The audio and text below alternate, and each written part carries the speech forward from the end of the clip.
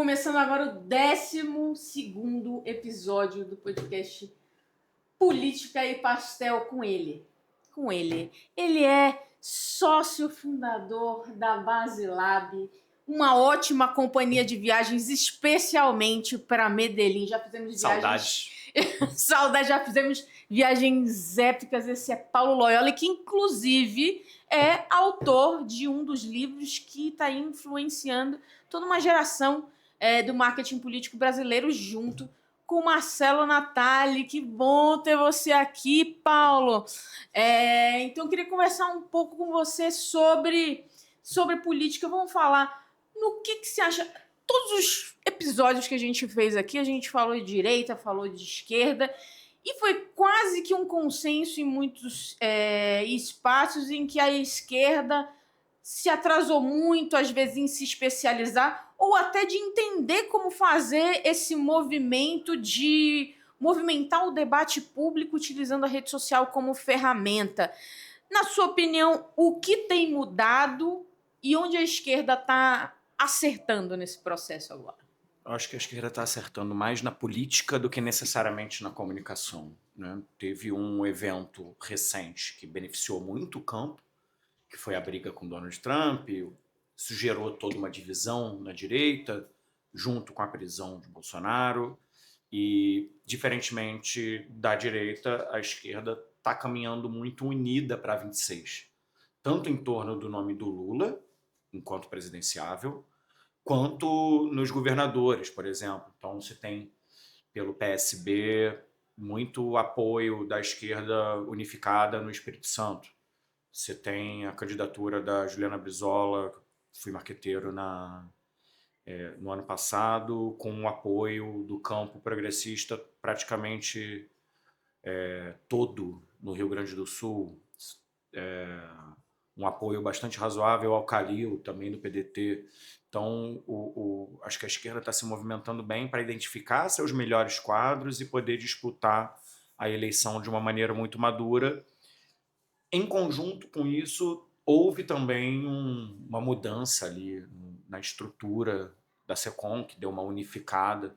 Você tinha grupos diferentes que atuavam dentro da SECOM, e o Sidônio foi muito hábil nesse processo de dar uma unificada nesse processo. Inclusive, agora a mesma agência que faz governo vai fazer também o PT Nacional, para dar ainda mais unidade. Então, você tem aí um conjunto de questões que, tanto de cenário quanto de política, que posicionam um pouco melhor a direita para 26. Você tem a própria saída do Ciro do PDT, o que faz com que o PDT se aproxime, na verdade, do governo federal hoje. Então você diminui também uma divisão do campo. Você tem uma série de candidatos, deputado federal, estadual, que não estiveram com Lula, poderão estar nessa próxima eleição, do PSB também, mesma coisa.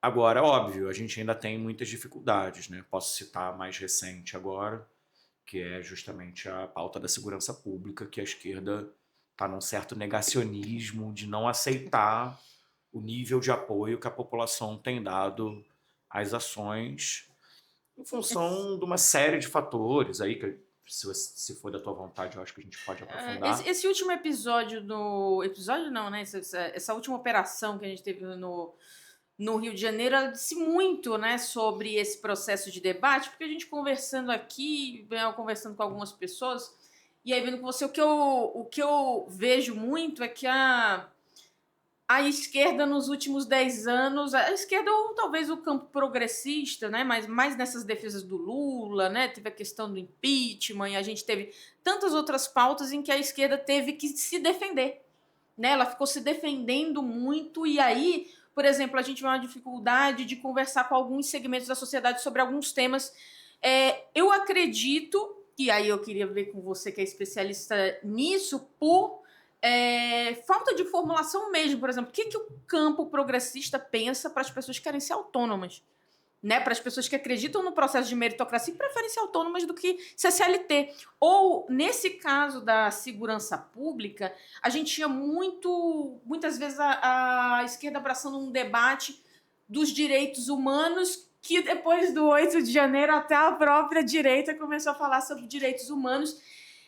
E aí, a pesquisa Atlas mostrou que as pessoas apoiaram a operação que teve no Rio de Janeiro, que teve mais de 100 pessoas mortas. Uma das frases que eu acho que todo mundo viu, né, da direita, que espalha aí, não é chacina, é faxina, o governador foi aplaudido. E o presidente teve uma fala bastante criticada, né? Você viu? Pelo campo, sim. Exatamente. Então, dentro desse processo assim, o que você acha que a esquerda precisa fazer? A esquerda está entendendo esse cenário? Como a esquerda está compreendendo e como você acha que ela deve se comunicar? Ou até antes de se comunicar, como que ela deve processar isso politicamente, eu acredito assim. É que eu acho que é importante, né? A gente está falando de um campo muito vasto. Se a gente for analisar o tamanho da Câmara, você tem mais de 130 parlamentares. Se você for olhar para o Senado, você tem mais de 20, 30 senadores ali. Se você for olhar governadores, então é um campo muito amplo.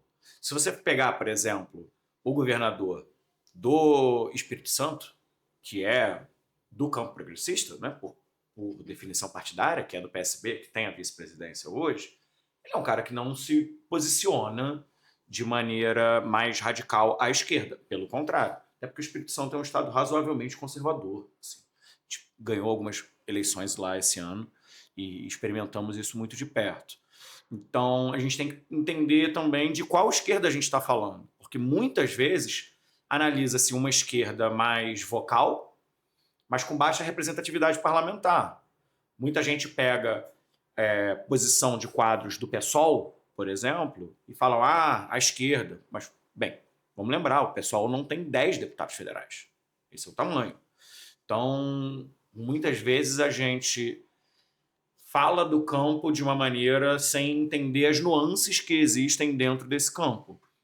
E pegando outro quadro do Espírito Santo, o próprio quadro do PT, o Fabiano Contarato, que é um policial e é do campo e tem sido uma voz muito sóbria nesse lugar de posicionamento do público.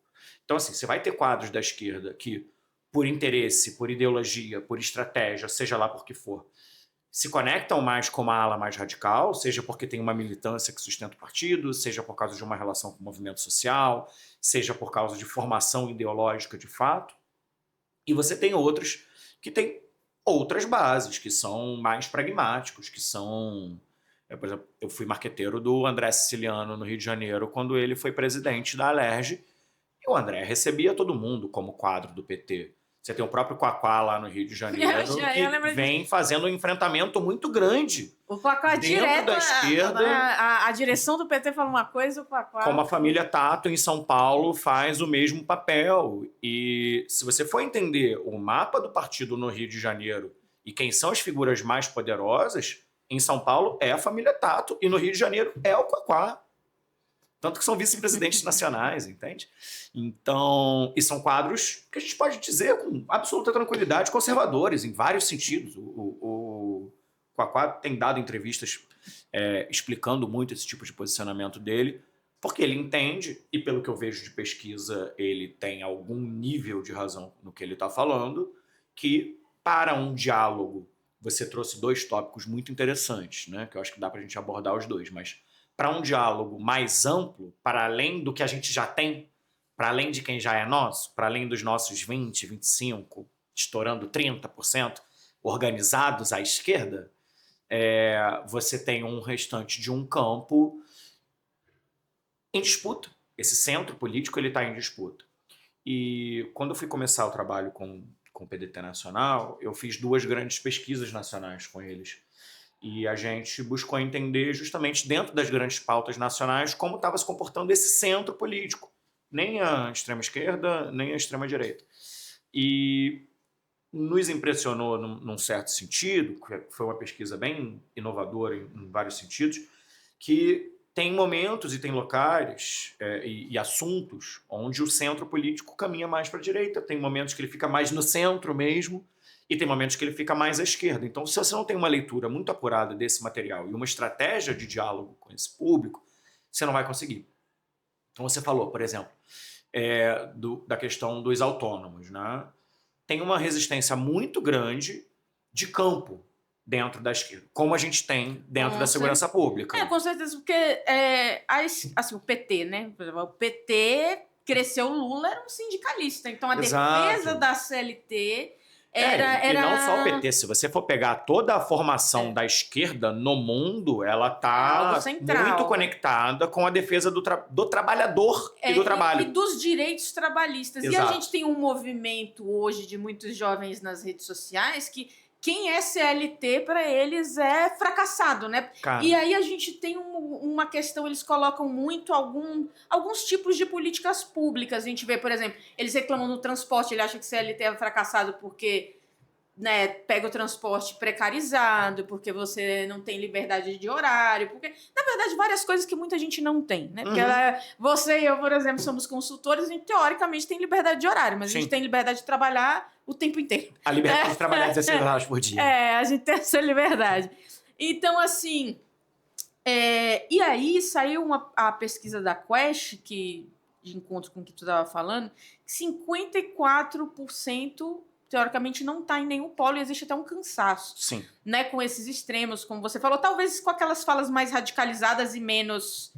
com menos representatividade. Como eu falei, assim, em algumas pautas eles até se identificam mais com a direita, que é o caso da segurança, mas, enfim, depois eu comento isso. Isso. E aí, além de comentar aí sobre essa questão da segurança, queria que tu falasse um pouco... Na verdade, vai ser trabalho sempre de um desses polos tentar conquistar esse eleitor que ele é mais moderado, ou você acha que o sistema político está próximo em algum momento de apresentar esta opção, uma opção, sei lá, que fosse moderada e não morna, que não necessariamente estivesse nos partidos que desde a redemocratização brasileira são protagonistas, né? Tudo bem que na maioria do tempo foi no campo da direita o PSDB, agora é o PL, mas enfim, sim. Seria isso. Então, sobre a candidatura mais ao centro, o problema é que não tem nenhuma candidatura no centro político do Brasil hoje com estrutura política para disputar com as estruturas da esquerda e da direita. E esse público de centro vai estar sempre em disputa. Esse público de centro, inclusive, foi quem decidiu a favor de Lula a última eleição. E foi quem decidiu a favor de Bolsonaro a penúltima. Porque naquele momento específico, em 18, tinha aquele grande sentimento de precisamos mudar tudo isso que está aí. Tanto que não foi uma mudança só de presidência, foi uma mudança, inclusive, de legislativo histórica. Em 22, você já estava saindo de um processo de pandemia que as pessoas queriam um adulto na sala. E até o liberalismo brasileiro organizado, por assim dizer, veio com o Lula, em grande parte. Porque, em grande parte, o centro político, na questão de defesa da democracia, se alinha mais à esquerda do que com as pautas da direita. E a gente consegue perceber isso em pesquisa. Agora, na pauta de segurança pública, não. Na pauta de segurança pública, você tem uma visão de que a justiça ela é lenta, que a justiça é injusta, que os poderosos não são presos, que o bandido mesmo fica pouco tempo preso. Aquela história da polícia prende e a justiça solta é algo que ganhou força no campo social imaginário brasileiro, que não está restrito só aos 25, lá, vou botar como uma média da direita hoje. Foi uma coisa que ganhou campo dentro da população. E eu acho que é justamente isso que a esquerda não entendeu. Porque mais impressionante dado, para mim, é o nível de apoio, não impressionante que eu não soubesse, porque eu sou carioca, eu morei em Pé de Morro e eu sou filho de policial, então eu tenho algum nível de intervenção ali com o Rio de Janeiro. Eu via milícia nascer no meu bairro, assim, era um negócio muito próximo da gente. Agora, uma coisa muito louca disso é que, principalmente, quanto mais próximo do epicentro da crise, eu acho que havia uma hipótese da esquerda que, não, o morador da favela, o policial sobe atirando, mata pessoas dentro da favela, e de fato as polícias matam mesmo, isso acontece, não é uma história que a esquerda inventou. Só que eu acho que se desconsidera o quanto que essas pessoas sofrem na mão dos bandidos todos os dias. Seja na cobrança de um serviço, seja não deixando a coleta de lixo subir, seja cooptando os filhos dessas famílias para o tráfico, seja ameaçando de fato com armas de fogo, seja impedindo o ir e vir, seja fechando o comércio. Enfim, estou dando uma série de exemplos aqui que interferem muito diretamente no dia a dia de uma família dentro de uma favela brasileira e que a esquerda tende a olhar para esse processo de uma maneira que eu acho acertada, que é como um processo socioeconômico, que tem a ver com desigualdade, que tem a ver com distribuição de renda, que tem a ver com políticas públicas, que tem a ver com a ausência do Estado, inclusive nesses territórios, e uma série de outros pontos. Não acredito nessa hipótese, nessa tese da direita, dessa maldade inerente a um determinado conjunto de pessoas. O que a gente vê, de fato, é um processo social onde se constrói violência. Muito impactado entre vários fatores, mas, por exemplo, por desigualdade, mas também por impunidade, que é um problema brasileiro sério, real, que as pessoas entendem e que eu acho que a esquerda não leva... A questão da impunidade, eu acho que a esquerda não leva com a seriedade necessária, sabe? E as pessoas são muito desgastadas com o judiciário, muito mais do que com as polícias, que eu acho que, erroneamente, algumas pessoas da esquerda passam a pegar isso como o inimigo. E eu acho que é uma eleição de um inimigo errado.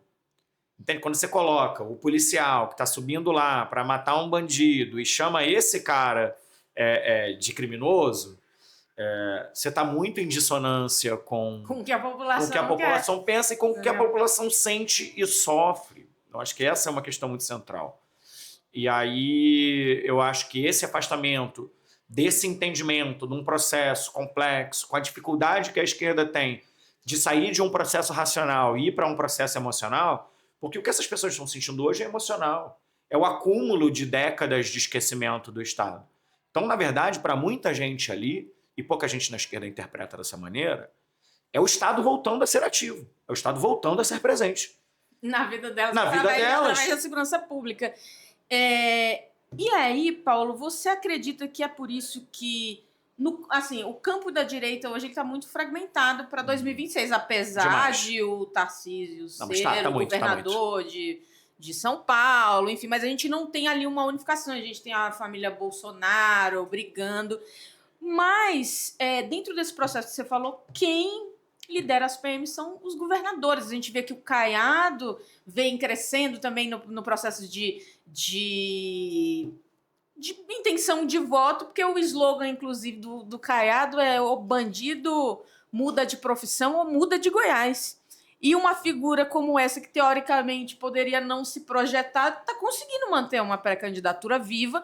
Não acho que ele tem ali condições reais de ser o principal quadro abraçado pela direita, mas ele vem conseguindo fazer isso, ao contrário de em outros momentos que a gente não via nem como possível, né? E aí eu queria que você falasse um pouco sobre o que você acha que vai dar dessa fragmentação do campo da direita, se você acha que isso vai beneficiar tanto a esquerda, porque tem gente, eu já vi leituras, tem gente que diz assim, eles estão tão fragmentados que o Lula vai ganhar no primeiro turno, ou eles estão tão fragmentados, mas quando chegar na hora eles vão conseguir se unir, quem passar para o segundo turno vai conseguir. Dizer que o Lula vai ganhar no primeiro turno hoje me parece um nível de torcida bem grande, assim. Mas eu quero começar respondendo de uma maneira cuidadosa, Dani. Você tinha, até 4 meses atrás, um cenário onde as pessoas estavam dizendo que o Lula ia perder no primeiro turno, para o Tarcísio, para quem quer que fosse candidato contra o Lula. A direita já estava num lugar, quem for vence. Aí vem a taxação americana, com interferência direta do Eduardo Bolsonaro, que pegou muito mal e deixou alguns governadores em situação extremamente desconfortável, entre eles Tarcísio. Abriu um campo de diálogo do governo federal com o empresariado brasileiro que não estava aberto até então. Inclusive porque o governo brasileiro, as exportações brasileiras aumentaram pós-tarifaço. O governo brasileiro atuou muito para abrir China, para abrir União Europeia. A Apex foi central nesse trabalho e os empresários trabalharam muito no diálogo também. Então, eu acho que uma coisa que a gente precisa ser muito cuidadoso é que os cenários estão rodando muito rápido. Você pegar o comportamento da avaliação do Lula pós-tarifaço, o Lula dá um salto.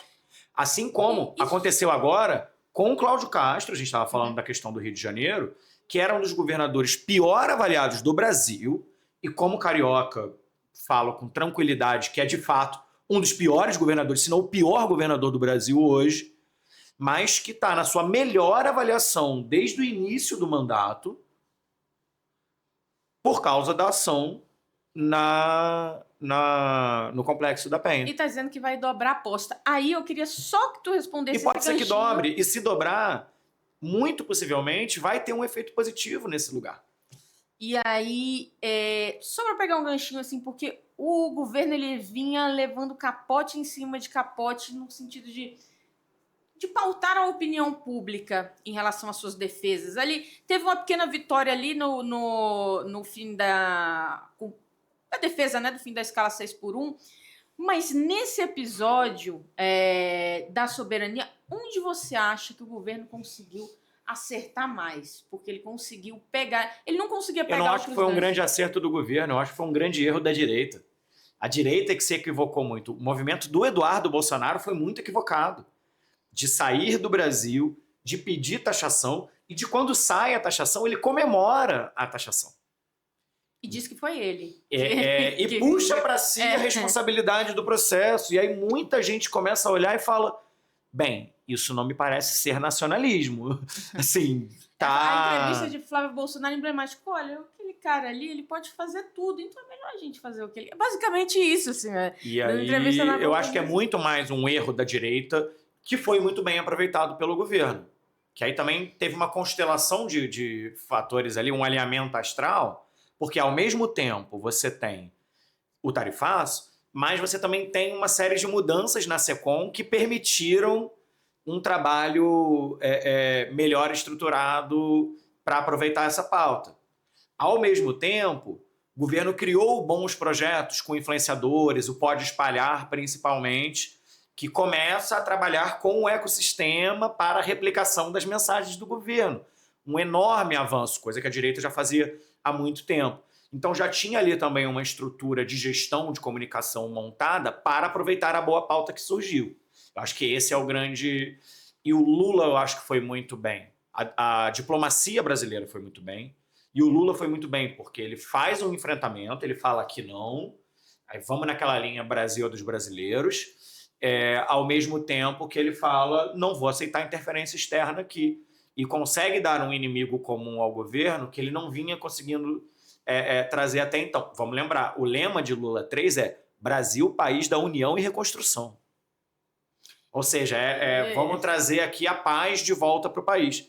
Só que, na verdade, onde ele cresce e onde a política cresce é na guerra, não é na paz. E aí, quando o inimigo comum externo, Yankee, vem e fala, vou taxar vocês, vou quebrar vocês, aí você também tem outros fatores, por exemplo, a maturidade da economia brasileira. O Brasil já foi muito mais dependente de exportação para os Estados Unidos do que é hoje.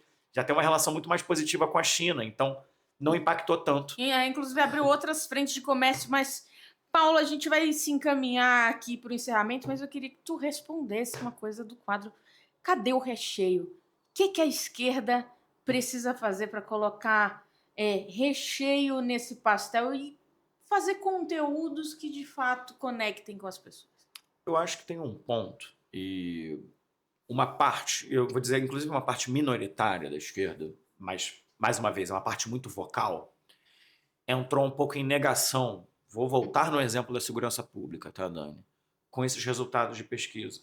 Em negação que a população mais afetada pela violência do crime organizado brasileiro queira uma polícia perto dela, sabe?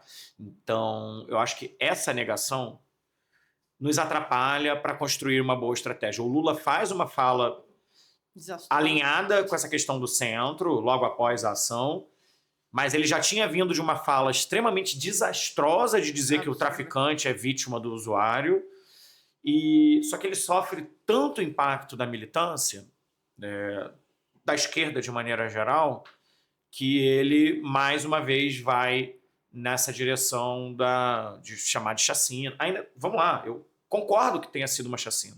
E eu concordo que é o tipo de coisa que não resolve o problema. Eu não estou analisando do ponto de vista técnico, ideológico. Estou analisando do ponto de vista narrativo e com quem se quer dialogar.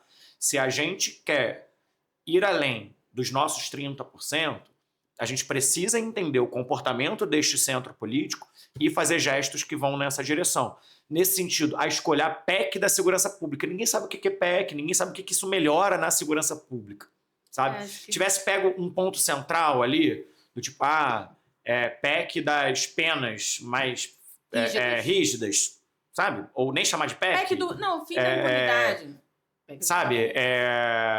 PEC da justiça que prende. Tô aqui trazendo elementos narrativos para uma coisa que é extremamente complexa, eu sei. Mas isso dialogaria com o sentimento social que a gente tem e com o problema social que a gente tem. A nossa justiça é de fato muito garantista nesse sentido. E as pessoas sentem, elas veem. Né? E isso gera uma série de problemas sociais, unido ao fato que o enquadramento que a direita dá da informação. Eu sempre faço essa pergunta na minha palestra, por exemplo. Tipo, quem acha que a segurança pública no governo Lula piorou? E aí um monte de gente levanta a mão. E todos os indicadores de segurança melhoraram durante o governo Lula. Praticamente todos os indicadores de segurança melhoraram. Óbvio, o Brasil ainda é um país muito violento, mas é um país que está, ano a ano, menos violento.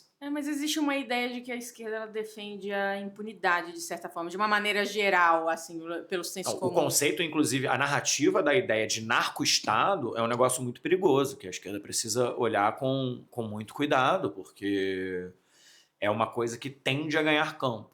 É uma coisa que a gente precisa olhar e ter ações. Não adianta só fazer o discurso. Se não vier também do governo federal. Aí a gente entra, inclusive, num outro problema, que é o Pacto Federativo Brasileiro. Segurança Pública é responsabilidade do governador, não é do... mas tem a Polícia Federal, tem a PRF, tem. Mas na PEC da Segurança Pública, onde o governo tentou aumentar a responsabilidade da PRF, os governadores, principalmente da direita, foram contra. Porque isso começa a invadir o campo onde eles mandam. Deles. E aí isso para eles não interessa. Paulo, foi sensacional falar com você. A gente vai ter que encerrar, infelizmente. Depois a gente vai ter que fazer um episódio diferente. Inclusive, acho que a gente pode trazer até Nerea para esse debate, porque a gente inflama isso aqui. Então, assim, Paulo, obrigada. E para encerrar, pastel tem que ter recheio de quê? Carne com ovo. Carne com ovo? Carne com ovo. Hoje carne tá ganhando, mas com ovo ninguém Carne com ovo. Podem experimentar, que é o melhor pastel. Valeu, Paulo. Valeu demais. Esse foi mais um episódio do Política e Pastel, o podcast que te traz estratégia, conteúdo e dados sempre quentinhos. E fica ligado que a gente vai lançar o próximo episódio na semana que vem. Você sabe de tudo acessando meu @DaniMBraga.